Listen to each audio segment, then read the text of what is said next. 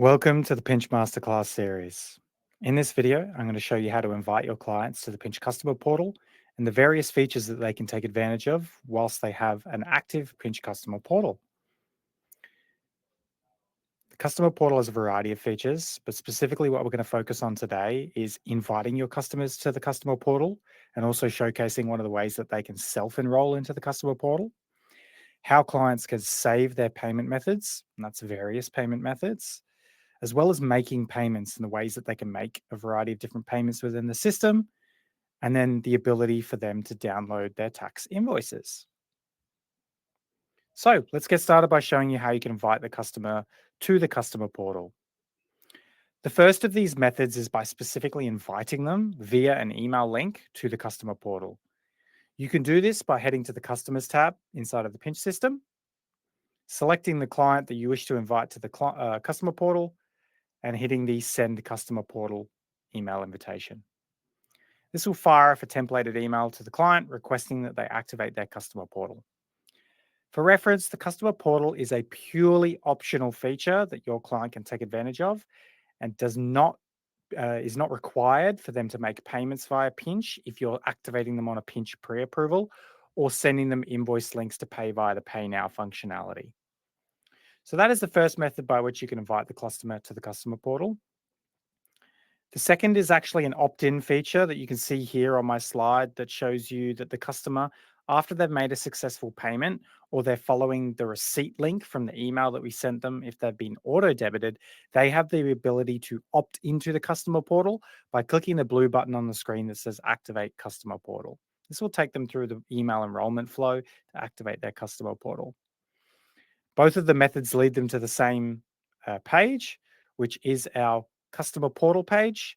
And once they've actually logged into their customer portal, they will be able to access the suite of features. I'm going to quickly show you what that looks like.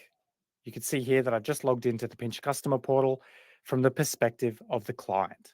Now, this client, Sylvester, already has some payment methods stored and a variety of invoices that have synced over from the accounting system.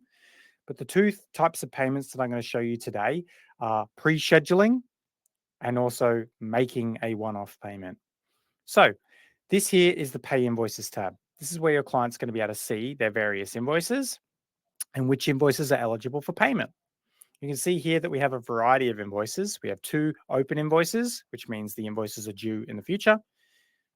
And we have a collection of overdue and outstanding invoices. Now, as the payer, once you've actually saved a payment method, which is what I'll show you how to do in a moment, you could do 2 different things with that payment method.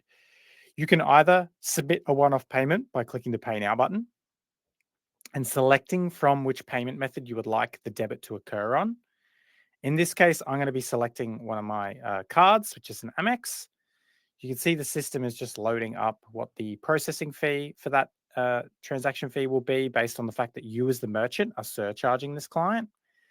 And the payer can actually click the Pay Now button to make a one-off payment for the full invoice value. This is the most simplest of the forms of payment within the customer portal, and it can work on either card or direct debit. So you can see here that that payment has now disappeared from my payable invoices section, and we'll soon be able to see this over here in our invoices history as a paid invoice, which we've successfully paid. The second type of payment that you can make as a payer to a merchant is actually pre-approving the debit to occur on the due date. Now, this is slightly different to our Pinch pre-approval system, which is driven by the merchant and their desire to debit on the due date of the invoice.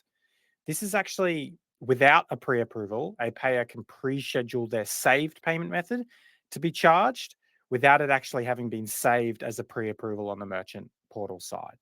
So you can see here that I'm actually going to pre-authorize this payment to come out on the due date.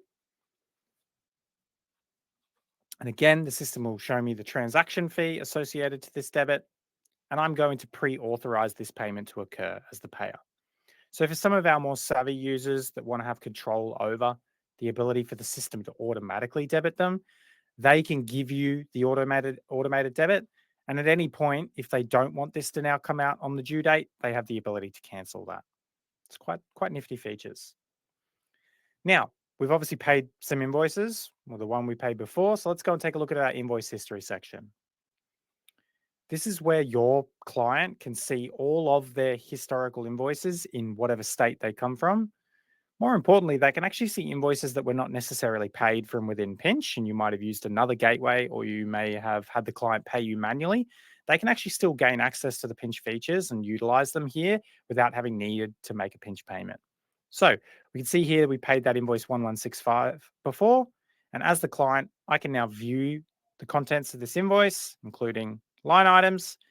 And by clicking this download PDF button, I'm actually downloading a raw tax invoice from the accounting system, in this case Xero, which means I have a eligible tax invoice now.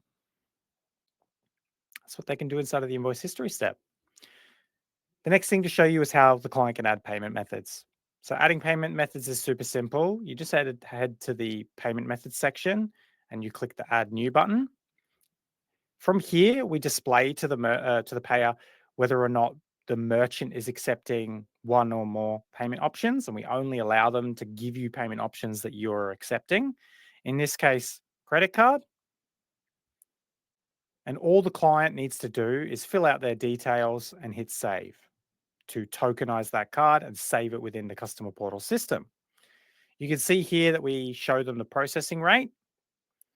And we also give them the ability to turn this payment method into a pre-approval, which syncs over to your merchant system, allowing you to actually process payments on their behalf and schedule them for automated debits like you would a pre-approval.